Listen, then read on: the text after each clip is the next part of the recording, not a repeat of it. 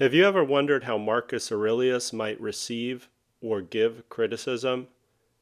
Well, today I'm going to try to answer that question based on Marcus Aurelius's writings, particularly his Stoic masterpiece, Meditations. This is Mark Argentiano. I hope you enjoy this, and if you do, please like it and share it with your friends. So let's get right to it. The year was 177 AD. Marcus Aurelius, encamped in a dark forest near the upper Danube, was surrounded by hostile forces. He was pretty sure his legions would throttle the barbarians, but in war you never can tell. What's more, grief over the loss of his beloved wife, Faustina, weighed heavy on his spirit. Even sunny days seemed gloomy. But what really kept him up at night was his son, Commodus. Marcus would be leaving his precious Rome in Commodus's hands before long, and Commodus hadn't turned out to be the man Marcus hoped he'd be. To call Commodus a disappointment would be a massive understatement. You can only imagine the volcano of criticisms which tried to erupt from Marcus's lips and flow like boiling lava down upon his son. From this crucible came not a toxic tirade, rather Aurelius's immortal Stoic masterpiece, Meditations. So what does this Stoic master teach us about giving criticism a little more gently and receiving it with a little less neuroticism? Before sharing with you some of Marcus's pertinent quotes, I should mention something Marcus liked to call the logos. One of Aurelius's core beliefs was that the entirety of human society is something like a single organism. All humans have a share in the logos. Defining the logos is no easy task. But, for the sake of this little chat, let's call the logos the active force which pervades the universe and animates both living and non-living things. You could think of it like the force that the Jedi endeavor to control in Star Wars. What's more, Aurelius believed that each human being, all of whose fates are interwoven, has a role to play in the massive tapestry that is our shared world. He believed each of our roles in the universe were predetermined by fate. Great, you might say, but what does that have to do with criticism? Well, next time you're about to blow a fuse, think of it this way.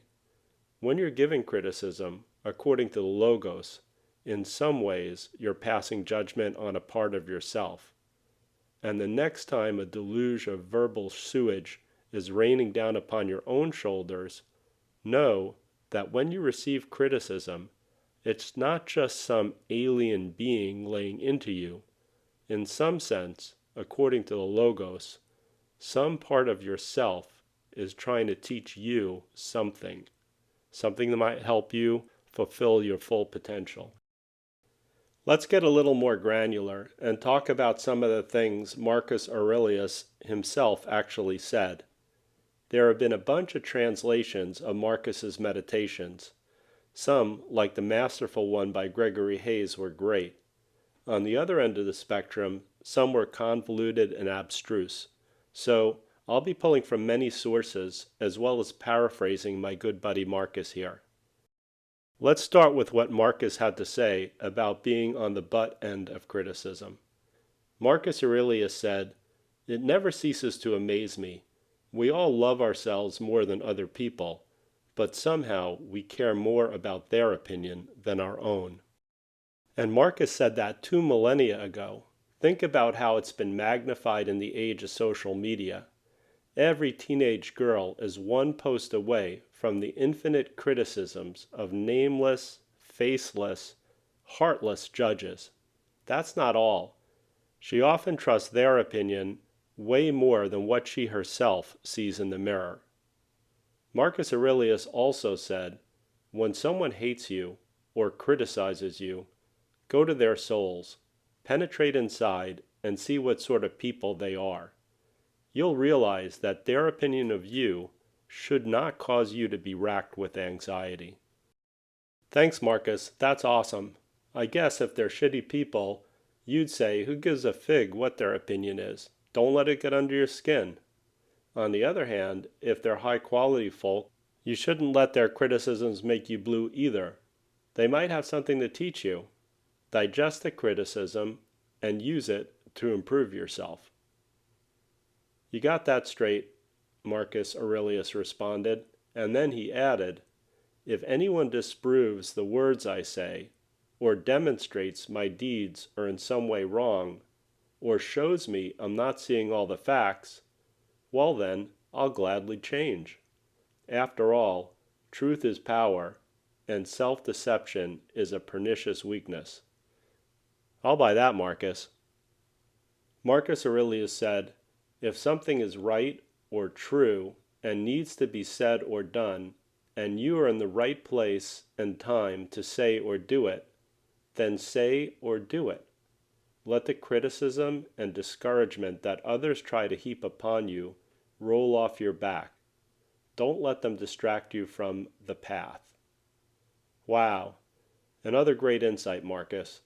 I'm curious about that last part, though. Marcus was pretty specific on that one. I mean, don't let them distract you from the path. He could have said your path, but he said the path. What I think is that it goes back to the concept that all human beings are connected like a single organism, and we all have a share in the logos, the animating force of the universe. So he believed the things he said and did would be good or bad for all of society. You might say that, well, look, he was the emperor of Rome, so in his case that was no doubt true, but to some degree it's true for us all. I have another question though, Marcus. What if it's not just criticism, it's a mean-spirited verbal attack? Marcus Aurelius said, whenever somebody wrongs you, the first thing to do is ask yourself, what conception of good and evil led him to be such a bastard? And when you understand that, what really was motivating him, your surprise and anger will melt away just like snow in spring rain, and instead of anger, you'll be filled with pity. In other words, don't waste your own energy hating the haters. Okay, so that's your perspective on receiving criticism. Fantastic. Marcus, now I'll be able to stomach other people's belly aching without getting indigestion myself. But let's turn the tables. What do you got to say about doling out criticism?